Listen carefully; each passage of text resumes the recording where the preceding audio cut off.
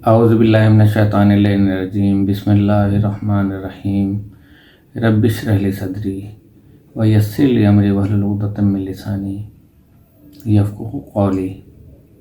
میرے تمام family channel کے ممبرانز، نان ممبرانز اور جہاں جہاں بھی مجھے سنتے ہیں ان سب کو میری جانب سے دل کی اتھاہ گہرائیوں کے ساتھ السلام علیکم ورحمۃ اللہ وبرکاتہ۔ کافی ساری کوئریز آئی ہوئی تھیں اور میرا پروگرام جو ہے وہ میں نے کل بتایا تھا آپ سے کہ قرآن مجید میں جادو کا تذکرہ، اس کے بارے میں گفتگو کرنی تھی، جادوگروں کا ایمان لانا، پھر دربار فرعون میں جادوگروں کے کرتب، پھر ہر طرف سے جادوگر پہنچ گئے وہاں پر، اور نور ایمان۔ اس سے آگے بھی تھے ہاروت اور ماروت کا، وہ انشاءاللہ ہم کل بیان کریں گے۔ ایک سوال تھا کیا تھا، کوئری تھی کہ جن کے پیدائشی طور پر یا حسب نسب کے طور پر جو بندہ مذہب لے کر آتا ہے تو وہ اسی پہ قائم رہتا ہے۔ تو یہ تو میں بہت پہلے کہہ چکا ہوں۔ اب جو میں واقعہ بیان کرنے جا رہا ہوں کہ ایک نبی کریم صلی اللہ علیہ وآلہ وسلم، ہمارے خاتم النبیین، 23 سال انہوں نے تبلیغ کی اور 40 سال انہوں نے اپنے عمل سے تبلیغ کی، اور تب وہ لوگوں میں صادق اور امین کہلائے۔ لیکن ابو جہل نے، ابو لہب نے، جو کہ ان کے سگے چچا بھی تھے، انہوں نے کہا کہ رسول نہیں بلکہ محمد، ہمیں پتہ ہے کہ تم سچے رسول ہو، اللہ کے رسول ہو، لیکن ہم اپنے آباء و اجداد کی سنت کو نہیں چھوڑ سکتے، ہم بت پوجنا کیسے چھوڑ دیں؟ لہذا ان کی اس بات سے یہ ثابت ہوا اور سورہ منافقون نازل ہوئی کہ جو لوگ ایمان لائے تھے ان میں سے چند ایسے تھے کہ جنہوں نے اشہد لا الہ الا اللہ پڑھ لیا تھا اور وحدہ لا شریک لہ بھی پڑھ لیا تھا، لیکن آیت نازل ہوئی کہ انہوں نے یہ صرف ادھر تک پڑھا ہے، اس سے نیچے نہیں اترا ہے، اور پھر نتیجہ آپ کے سامنے ہے آج تک، اور آپ کی اس بات کی میں تصدیق کرتا ہوں۔ اسی لیے جو جہاں جہاں پھنسا ہوا ہے وہاں پھنسا رہنے دیں۔ انہوں نے اپنے آباء و اجداد کے معاملات کو، میں نے کیا کہا تھا کہ یزید کے دربار میں دوسرے نے کہا تھا کہ میں نے بدر کے اپنے رشتہ داروں کا بدلہ لے لیا، تو وہ بدر کے کون سے رشتہ دار تھے؟ یہ تو امیر المومنین بنے بیٹھے ہوئے تھے مسلمانوں کے، اور کہہ رہے ہیں کہ میں نے بدلہ لے لیا، تو وہ تو کافر تھے جو مارے تھے، جہنم رسید کیا تھا جن کو۔ احد میں جو مرے تھے لوگ حضرت علی علیہ السلام کے ہاتھوں، وہ بھی کافر تھے۔ پھر یزید کیوں خوش ہو رہا تھا کہ میں نے جو ہے وہ بدلہ لے لیا آج احد کے اور بدر کے اپنے آباء و اجداد کا؟ دوسری طرف اب میں حضرت موسیٰ کا جو واقعہ بیان کرنے جا رہا ہوں کہ ایمان کی طاقت ایسے آتی ہے، یہ نسل در نسل نہیں چلتی ہے۔ جس وقت نور کی روشنی آ جائے کسی میں، وہ کامیابی کی طرف چلا جاتا ہے۔ تو ارشاد خداوند یہ کہ قوم فرعون کے سرداروں نے قوم سے کہا کہ یہ تو بڑا ماہر جادوگر ہے، یہ چاہتا ہے کہ تمہیں تمہارے ملک سے نکال باہر کرے، بس اس کے بارے میں تمہاری کیا رائے ہے؟ ان سب نے کہا اے فرعون، اس موسیٰ اور اس کے بھائی کو کچھ دن کی مہلت دو اور شہروں میں کچھ ہرکارے بھیجے جائیں تاکہ وہ وہاں سے بڑے کھلنڈے قسم کے جادوگروں کو تیرے پاس لے آئیں۔ فرعون کے جادوگر آ گئے، انہوں نے کہا کہ اگر ہم غلبہ حاصل کر لیں تو ہمیں کوئی بڑا اجر ملنا چاہیے۔ فرعون نے کہا ضرور ملے گا، تم میرے مقرب لوگوں میں بن جاؤ گے، یعنی میں دربار میں عہدے مقرر کر دوں گا تمہارے، جادوگروں نے حضرت موسیٰ سے کہا، موسیٰ پہلے تم اپنا کلام پھینکو گے؟ آگے جادوگر، یہ ہم پھینکیں؟ حضرت موسیٰ نے کہا تم ہی پہلے پھینکو۔ جب انہوں نے اپنی رسیاں ڈالیں اور لوگوں کی نظر بندی کر دی کہ وہ سانپ معلوم ہونے لگے کہ بس سانپ چل رہے ہیں جیسے سب کے، لوگوں کو ڈرا دیا ان سانپوں نے، اور ان لوگوں نے اپنے خیال میں بہت بڑا جادو دکھایا۔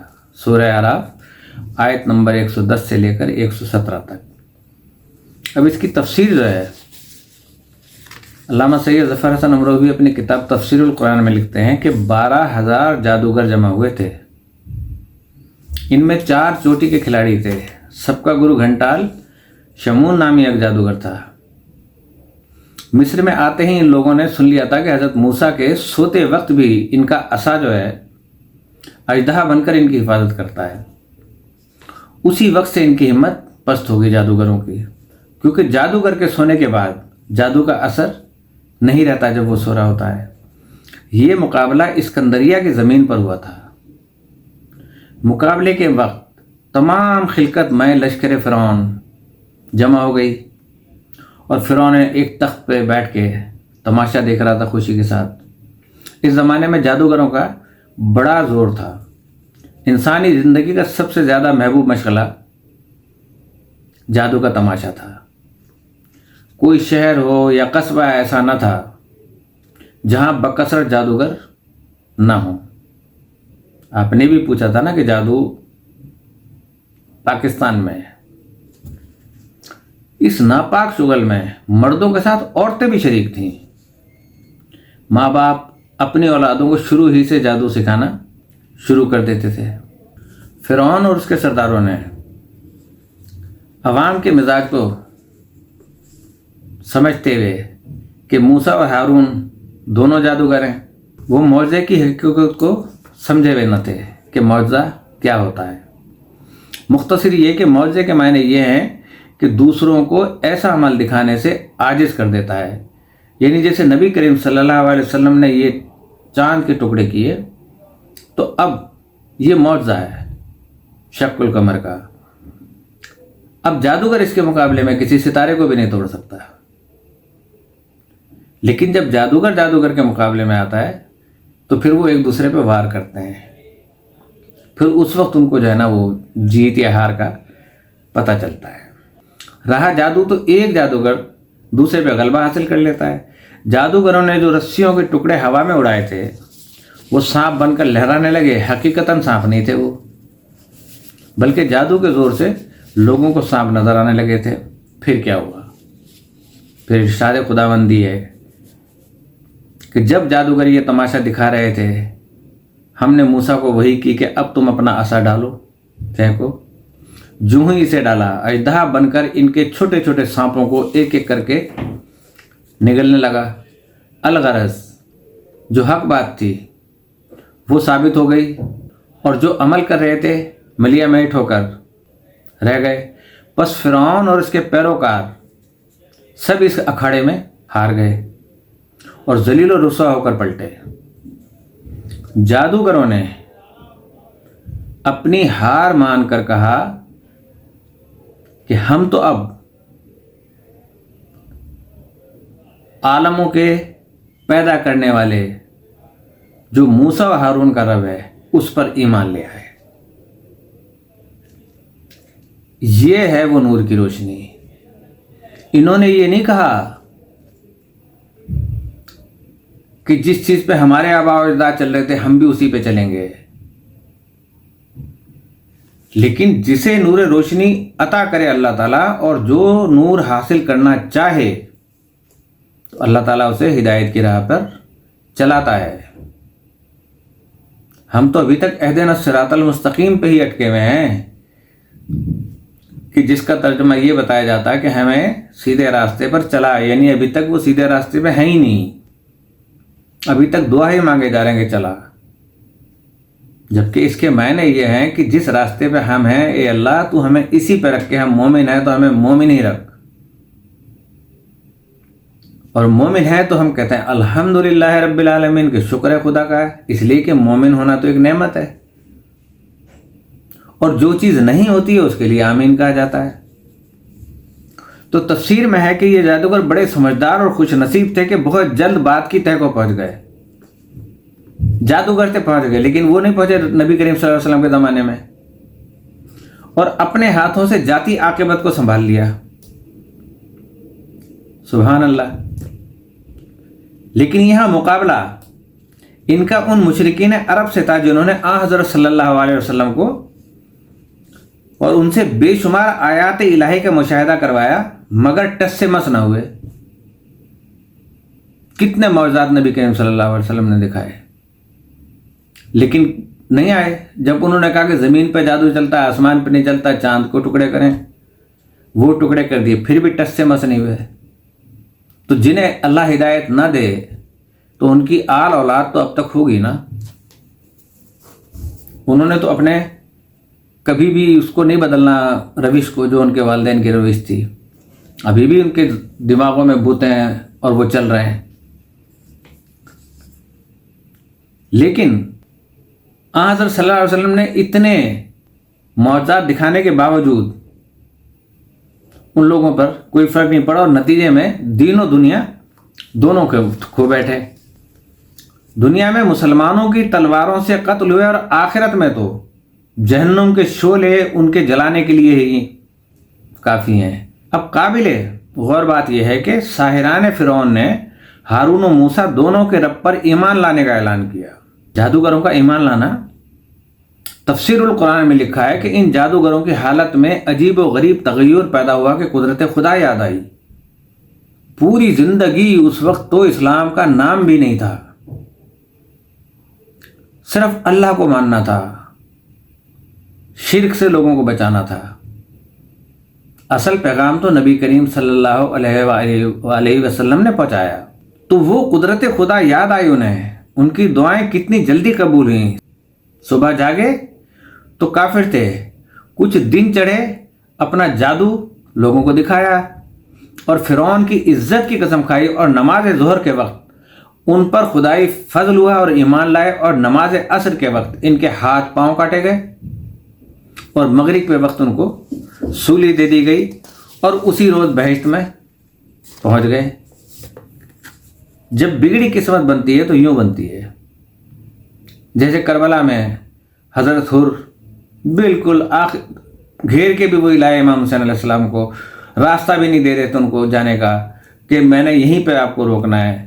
پانی بند ہوا، دیکھتے رہے، لیکن آخری ٹائم پہ نور ہدایت ان کے دماغ میں روشن ہوا، اور وہ امام حسین کے پاس پہنچ گئے، اور جہنم سے جنت کی طرف آ گئے۔ جادوگروں کے اس واقعے نے تمام شہر میں ہلچل مچا دی، اور گھر گھر اس کا چرچا ہونے لگا۔ فرعون کی خدائی کی طرف سے لوگوں کے دل ہٹنے لگے۔ فرعون خود سخت پریشان تھا، اگرچہ اس نے جادوگروں کو سزا دے کر اپنا کلیجہ ٹھنڈا کرنا چاہا، مگر حضرت موسیٰ کی طرف سے جو خوف اس کے دل میں بیٹھ گیا تھا وہ ایسا سمایا تھا کہ اس نے راتوں کی نیندیں اڑا دی تھی اور دن کا چین ختم کر دیا تھا۔ وہ کئی روز محل کے اندر ایک عجیب کرب میں زندگی گزار رہا تھا، کسی کو اپنے پاس آنے کی اجازت نہ دی۔ بنی اسرائیل کو اس واقعے کے بعد کتنی خوشی ہوئی اس کا اندازہ کون کر سکتا ہے۔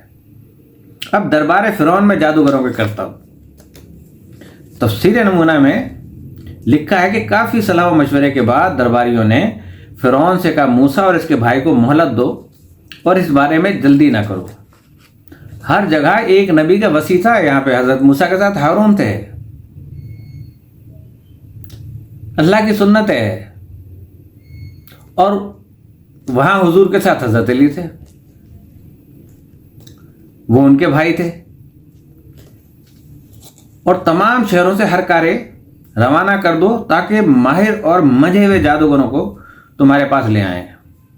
دراصل فرعون کے درباری یا تو غفلت کا شکار ہو گئے یا موسیٰ علیہ السلام پر فرعون کی تہمت کو جان بوجھ کر قبول کر لیا، اور موسیٰ کو ساحر اور جادوگر سمجھ کر پروگرام مرتب کیا کہ ساحر کے مقابلے میں سحار یعنی بہت منجھے ہوئے ماہرین اور منجھے ہوئے جادوگروں کو بلایا جائے۔ چنانچہ انہوں نے کہا کہ خوش قسمتی سے ہمارے وسیع و عریض ملک مصر میں فن جادو کے بہت ماہر جادوگر ہیں اور استاد موجود ہیں. اگر موسیٰ ساحر ہے تو ہم اس کے مقابلے میں سہارا لا کر کھڑے کر دیں گے، یعنی بہت سارے جادوگر لا کر کھڑا کر دیں گے، اور فن سحر کے ایسے ایسے ماہرین کو لے کر آئیں گے کہ جو ایک لمحے میں موسیٰ کا بھرم کھول کر رکھ دیں گے.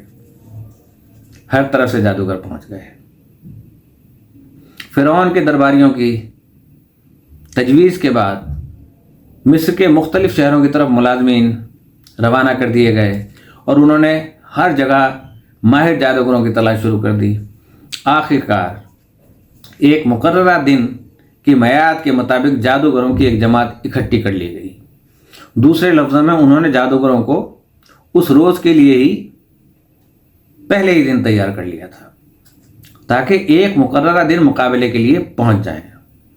لوگوں کو بتایا گیا مقصد یہ ہے کہ اگر جادو کامیاب میں ہو گئے جادو کرنے میں تو ہمارے خداؤں کا دشمن ہمیشہ ہمیشہ کے لیے میدان چھوڑ کے بھاگ جائے گا.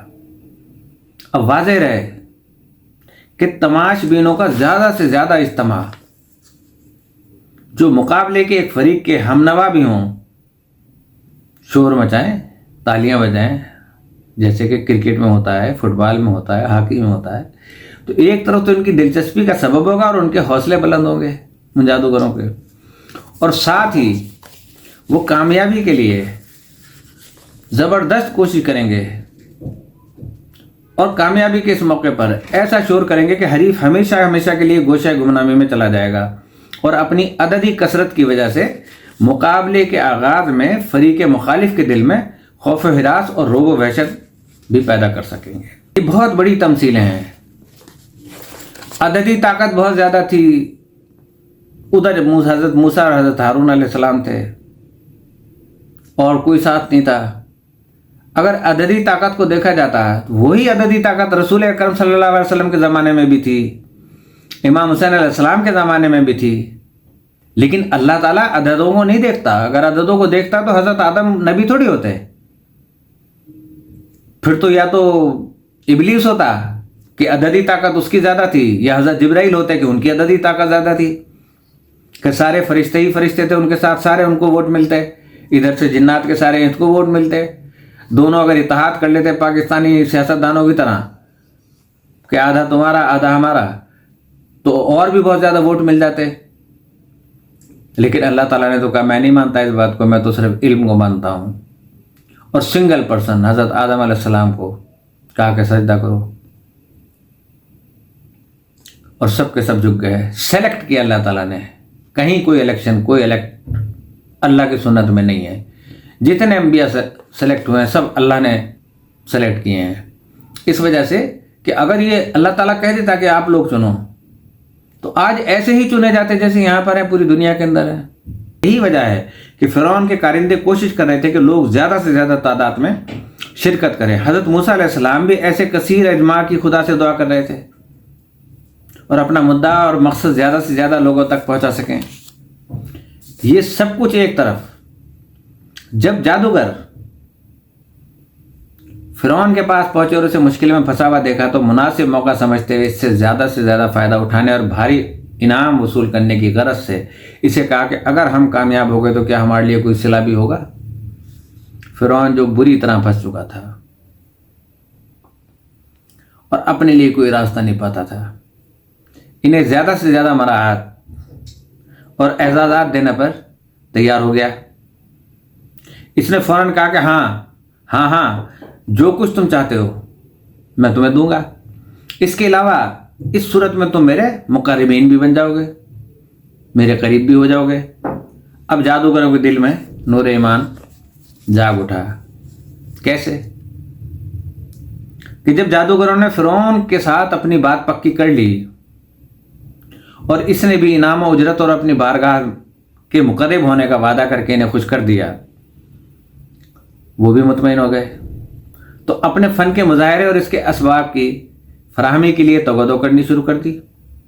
فرصت کے ان لمحات میں انہوں نے بہت سی رسیاں اور لاٹھیاں اکٹھی کر لیں اور بظاہر ان کو اندر سے کھوکھلا کر کے ان میں ایسا کیمیکل مواد، پارا وغیرہ مرکری جیسا ہے وہ بھر دیا کہ جس سے وہ روشنی کی تپش میں ہلکی ہو کر بھاگنے لگ جاتی ہیں۔ آخر کار وعدے کا دن آ پہنچا اور لوگوں کے انبوہ کثیر میدان میں جمع ہو گیا، ایک انبوہ کثیر تھا، تاکہ وہ اس تاریخی مقابلے کو دیکھ سکیں۔ فرعون اور اس کے درباری جادوگر موسیٰ اور ان کے بھائی ہارون سب میدان میں پہنچ گئے۔ یہاں پر بھی قرآن مجید حسب معمول اس تاریخ ساز منظر کی تصویر کشی کرتے ہوئے کہتا ہے، موسیٰ نے جادوگروں کی طرف منہ کر کے جو کچھ پھینکنا چاہتے ہو پھینکو، اور جو کچھ تمہارے پاس ہے میدان میں لے آؤ۔ سورہ اعراف کی آیت نمبر 115۔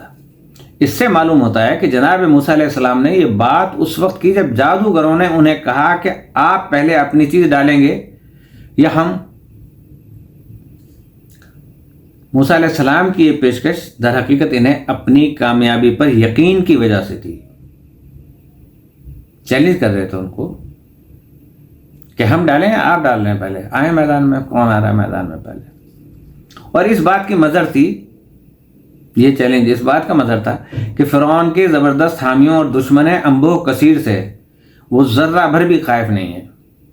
چنانچہ یہ پیشکش کر کے آپ نے جادوگروں پر سب سے پہلا کامیاب وار کیا، جس سے جادوگروں کو بھی معلوم ہو گیا کہ موسیٰ ایک خاص نفسیاتی سکون سے بہرہ مند ہے اور وہ کسی ذات خاص سے لو لگائے ہوئے ہیں کہ جو ان کا حوصلہ بڑھا رہی ہے، کہ ذرا سا خوف ان میں نہیں ہے، ذرا سا ڈر ان میں نہیں ہے۔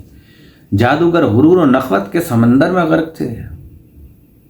انہوں نے اپنی انتہائی کوشش صرف اس لیے صرف کر دی تھی اور انہیں اپنی کامیابی کا بھی یقین تھا، لہذا انہوں نے اپنی رسیاں اور لاٹھیاں زمین پر پھینکیں تکبر اور غرور سے، اور کہا، فرعون کی عزت کی قسم، ہم یقیناً کامیاب ہوں گے۔ اسی دوران حاضرین میں خوشی کی لہر دوڑ گئی کہ ہمارا خدا فرعون جائے، بس جیت گیا، کامیاب ہو گیا، اس کے جادوگر کامیاب ہو گئے۔ اور فرعون اور اس کے درباریوں کی آنکھیں خوشی کے مارے چمک اٹھیں۔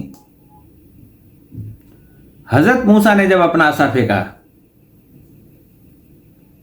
تو وہ ایک اژدہے کی شکل میں تبدیل ہو کر جادو کے ان کرشموں کو جلدی جلدی نگلنے لگا۔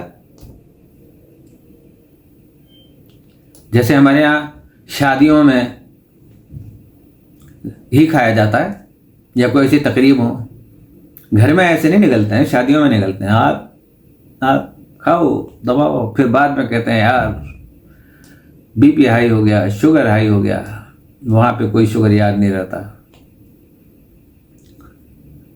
اور انہیں ایک ایک کر کے کھا گیا ہے۔ اس موقع پر لوگوں پر کلام سکوت طاری ہو گیا، یعنی بولنے کی سکت نہیں رہی ان میں۔ حاضرین پر سناٹا چھا گیا۔ تعجب کی وجہ سے ان کے منہ کھلے کے کھلے رہ گئے، آنکھیں پتھرا گئیں، گویا ان میں جان ہی نہیں رہی۔ لیکن بہت جلد تعجب کے بجائے وحشت ناک چیخ و پکار شروع ہو گئی۔ کچھ لوگ بھاگ کھڑے ہوئے، کچھ لوگ نتیجے کے انتظار میں رک گئے کہ کیا نتیجہ نکلتا ہے اس کا، کچھ لوگ بے مقصد نعرے لگا رہے تھے۔ لیکن جادوگروں کے منہ تعجب کی وجہ سے کھلے ہوئے تھے۔ اس مرحلے پر سب منظر تبدیل ہو چکا تھا۔ جو جادوگر اس وقت شیطانی رستے پر گامزن فرعون کے ہم رکاب اور موسیٰ علیہ السلام کے مخالف تھے، اپنے آپ میں آ گئے، اندر کا انسان باہر لے کر آ گئے، کیونکہ وہ جادو کے ہر قسم کے ٹونے اور ٹوٹکے اور مہارت فن سے واقف تھے۔ اس لیے انہیں یقین ہو گیا کہ ایسا کام ہرگز جادو نہیں ہو سکتا۔ ارے جادوگر سمجھ گئے، اور یہاں قرآن شریف حفظ کر کے بھی نہ سمجھے۔ دکھ کے پہلو یہ ہیں، بہت افسوس ہوتا ہے، ہمارے بھی منہ ایسے کھلے رہ جاتے ہیں ان کے بیانات سن کر، اور پھر آپ کی وہ بات یاد آتی ہے کہ جو آبا و اجداد لے کر آتے ہیں مذہب، وہی اختیار کیا جاتا ہے۔ کیا اشہد لا الہ الا اللہ، وہ بھی تنتر منتر ہی تو پڑھا کرتے تھے۔ اس لیے انہیں یقین ہو گیا کہ ایسا کام ہرگز جادو نہیں کر سکتا، بلکہ یہ خدا کا ایک عظیم معجزہ ہے۔ لہذا اچانک سارے کے سارے سجدے میں گر پڑے، اس عمل کے ساتھ کہ جو ان کے ایمان کی روشن دلیل تھی۔ انہوں نے زبان سے کہا کہ ہم عالمین کے پروردگار پر ایمان لے آئے، موسیٰ کے رب پر ایمان لے آئے۔ جو پشت در پشت جادو سیکھتے آ رہے تھے ان کو تو کچھ نہیں ہوا کہ وہ آباء و اجداد کے راستے پہ چلتے، حالانکہ جادو کی تمام تر معلومات ان کے عروج پہ تھیں کہ ان سے بڑے بڑے جادوگر نہیں تھے کوئی اس دور میں۔ کیا بات تھی نبی کریم صلی اللہ علیہ وسلم کے دور میں کہ انہوں نے کہا کہ نہیں، ہمارے آباء و اجداد بتوں کو پوجتے تھے، لہٰذا ہم کیسے ان کو بتوں کو پوجنا چھوڑ دیں؟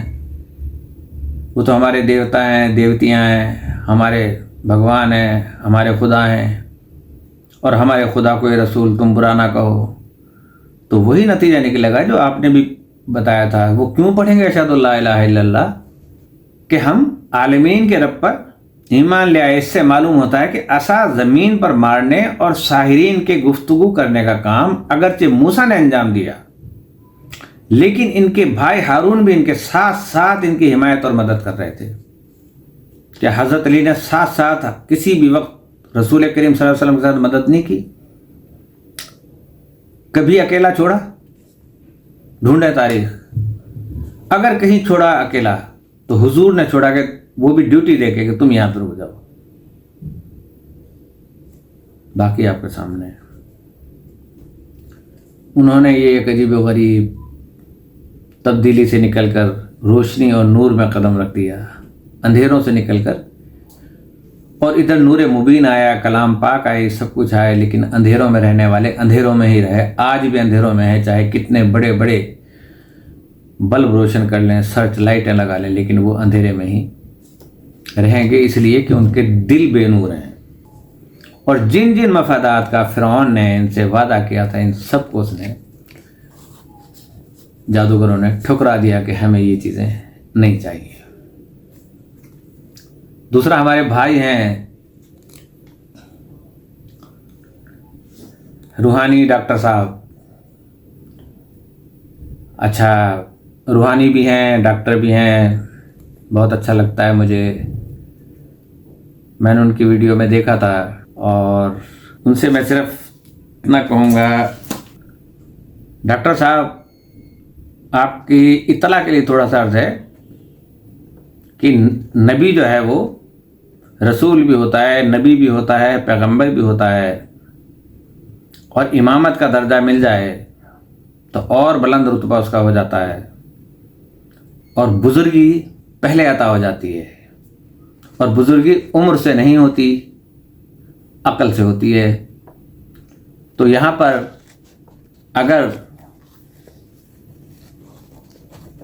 3 پہلوان لڑ رہے ہیں، ایک سکھ ہے، ایک ہندو ہے، ایک مسلمان ہے، یہاں ہم پہلوانی کے حوالے سے ان کا نام لیں گے کہ احمد نے ان تینوں کھلاڑیوں میں سے یہ تمغہ لے لیا ہے۔ اب اگر میں کہوں بھئی آپ انہیں کھلاڑی کیوں کہہ رہے ہیں، اس کا تو نام احمد ہے، اور یہ فلاں جگہ پہ ڈی سی ہے، ڈپٹی کمشنر ہے، یا کوئی عہدہ ہے اس کا، تو وہاں پہ عہدے کا نام نہیں لیا جاتا۔ تو وہ بزرگی میں اول تھے، وہ اپنے مذہب کے بزرگ تھے، اور اس کو کیا آپ نہیں مانتے؟ کون ہے جو بابا گرو نانک کو نہیں مانتا؟ اور ان میں سے کتنے مسلمان تھے؟ 1,24,000 پیغمبران میں سے مجھے آپ بتائیں کہ کلام پاک میں کتنے انبیاء کا ذکر ہے؟ کتنے نبیوں کے نام بتا سکتے ہیں آپ؟ اب مختلف علاقوں میں پیدا رہے ہوئے مختلف ان کے نام تھے جن کو ہم جانتے نہیں ہیں، ہم ان کو پھر کسی کو لاطانی کہہ دیتے ہیں، کسی کو ہم کہتے ہیں کہ یہ اسرائیلی ہیں، کسی کو کچھ کہہ دیتے ہیں، کسی کو کچھ کہہ دیتے ہیں۔ لیکن اکثر ایسے قبرستان آپ نے دیکھے ہوں گے کہ جہاں پہ بڑی قدیم قبریں ہیں کہ اگر انہیں کوئی چھیڑتا ہے تو وہاں پہ بلڈوزر نہیں چلتے، تو یقینی طور پہ وہاں پہ نبی دفن ہوئے ہوں گے، اپنے اپنے علاقوں میں تو گئے تھے نا سب۔ وہ گئے ہوں گے, صحابہ کرام گئے ہوں گے, پورا دنیا انہوں نے جو ہے وہ گھومی ہوگی. تو ایک میں واقعہ آپ کو سنا دوں کہ سیالکوٹ کے ایک راجا سلوا ہند کی کہانی, کہ جس کی 2 رانیاں تھیں, ایک اچھرا اور دوسری لونا رانی. اچھرا کا ایک ہی بیٹا تھا پورن, جو چندے آفتاب اور چندے مہتاب تھا, بڑا خوبصورت تھا. اس کی سوتیلی ماں لونا پورن پر فریفتہ ہو گئی, یعنی دوسری بیوی کے بیٹے پہ اس کی ماں عاشق ہو گئی. اور جب وہ اس کے بہکاوے میں نہ آیا تو اس نے راجا سے پورن کی جھوٹی شکایت کر دی. راجا رانی کی باتوں میں آ گیا اور اپنے بیٹے کے ہاتھ پیر کاٹ کر اسے کنویں میں پھینکوا دیا, جو آج بھی سیالکوٹ میں کلوال سے جانے والی سڑک پر موجود ہے, اگر آپ نے دیکھا ہو. پورن کئی برس تک جو اس کا بیٹا تھا اسی کنویں میں پڑا رہا. ایک روز گرو گورکھ ناتھ ادھر سے گزرے, انہوں نے اتفاق سے اپنا ڈیرا اسی کنویں پر لگایا اور اس کے بعد پورن کو کنویں سے نکلوایا اور اپنی روحانی طاقت سے پورن کا حال جانا انہوں نے. یہ روحانی طاقت کہاں سے ملی ان کو؟ کیا آپ انکار کریں گے کہ وہ روحانی طاقت ان کو خدا کی طرف سے ملی؟ اگر نہیں آپ یہ مانیں گے اس بات کو, یا میرے ناظرین یا سننے والے میرے ویورز اگر اس بات کو نہیں مانیں گے کہ وہ روحانی طاقت دینے والا اللہ کے علاوہ کوئی اور تھا, نہیں تھا, تو جب انہیں یہ معلوم ہوا کہ پورن بے گناہ ہے تو خدا سے دعا کی, جو ورڈ ہیں, یہ نہیں کہا کہ بھگوان سے دعا کی, یہ نہیں کہا کالی ماتا سے دعا کی. یہاں سے اس کے ایمان کا پتہ چلتا ہے, اس کی روحانیت کا پتہ چلتا ہے. میں بارہا عرض کر چکا ہوں, ہم تو اپنے آپ کو ہی نہیں پہچان سکے, لیکن ہم دوسروں کو پہچاننے کے اندر لگے رہتے ہیں کہ دوسرے کے بارے میں پتہ چل جائے ہمیں, اس میں یہ خامی ہے, یہ خامی ہے, یہ خامی ہے, اور یہ ان 3 انگلیوں کو نہیں دیکھتے کہ یہ میری طرف میری ہی خامیاں بتا رہی ہیں, اور قیامت کے دن یہی انگلیاں میری طرف ہوں گی. تو میرے پیارے بھائی, مجھے بہت خوشی ہوئی آپ نے پوچھا. میرے بہت اچھے دوست ہیں آپ, پیارے دوست ہیں. اللہ پاک آپ کو کامیاب کرے اور روحانیت کے اور اعلیٰ مقام پر درجات آپ کے وسیع و عریض اور بلند کرے. صرف مطالعہ تھوڑا سا چاہیے ہوتا ہے, اس کے اندر جب آپ دیکھیں گے کہ جب یہ کہہ دیا کہ اللہ ہی ہر چیز پہ قادر ہے تو سب کی نفی ہو جاتی ہے, پھر کسی کی کوئی طاقت نہیں رہتی. جب حسین کا نام لکھا جاتا ہے تو یزید کا بھی ساتھ میں لکھا جاتا ہے. جب ہم یزید کو یزید کہتے ہیں تو یزید کے ساتھ ہم حسین ہی کہتے ہیں, اس وقت نواسہ رسول نہیں کہتے. کہہ دیں اچھی بات ہے, لیکن مختلف شاعری کے اندر, مختلف رباعیوں میں, مختلف ڈھوڑوں کے اندر اگر آپ یہ جب دیکھیں گے تو وہاں پہ صرف نام سے پکارا جاتا ہے. اب جیسے کہ آپ کی وزیر اعلیٰ ہے پنجاب کی مریم نواز, وہ کہے کہ چچا شہباز شریف وزیر اعظم چچا شہباز شریف نہیں کہے گی کبھی بھی. وہ کہے گی شہباز شریف صاحب بہت اچھا کام کر رہے ہیں, یا شہباز صاحب بہت اچھا کام کر رہے ہیں. اب میں یہ اعتراض اٹھاؤں کہ وہ وزیر اعلیٰ ہے, وہ وزیر اعظم ہے, زمین آسمان کا فرق ہے. اگر یہاں پہ ہندو وزیر اعلیٰ ہوتا کوئی اور وہ بھی اسی کا اسی طرح نام لیتا,